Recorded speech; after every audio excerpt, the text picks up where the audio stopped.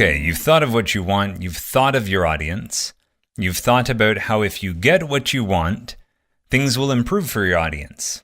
You'll improve their feelings, their actions, their relationships, and their environments. And you've checked to make sure that you're being honest in your list of reasons, because you might get away with getting what you want once if you're dishonest, but you're not going to get what you want, and you're not going to help others get what they want if you're dishonest.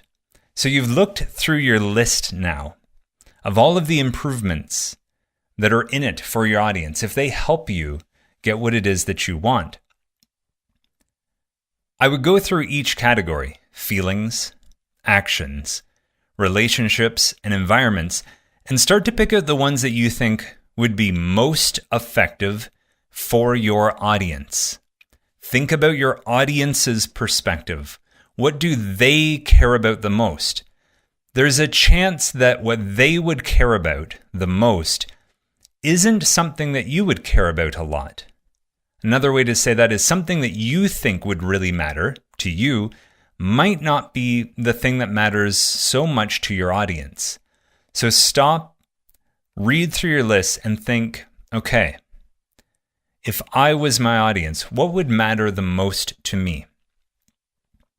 Let's go back to our example of wanting a dog. Let's say one of the improvements for the parents who are the audience is that the dog would help to get more, to help provide the parents with a chance to get more exercise.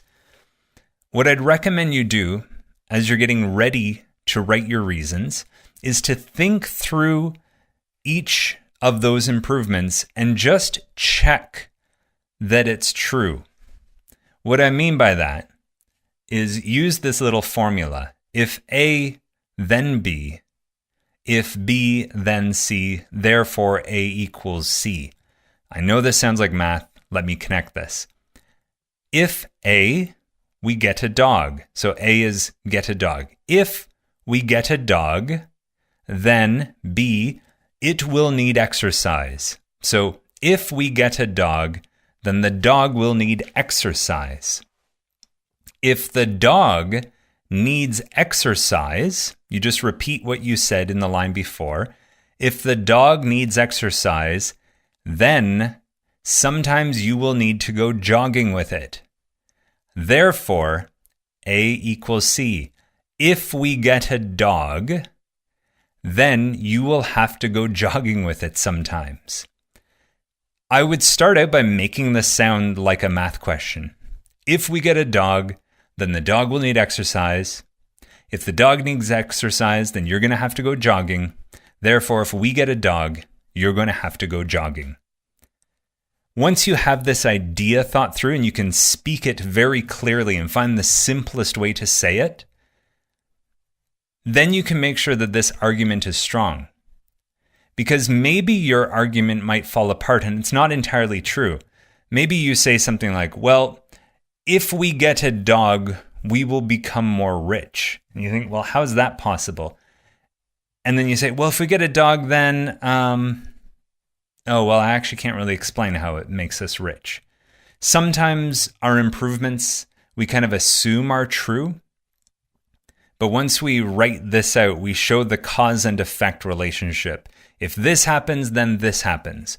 When that happens, then this happens.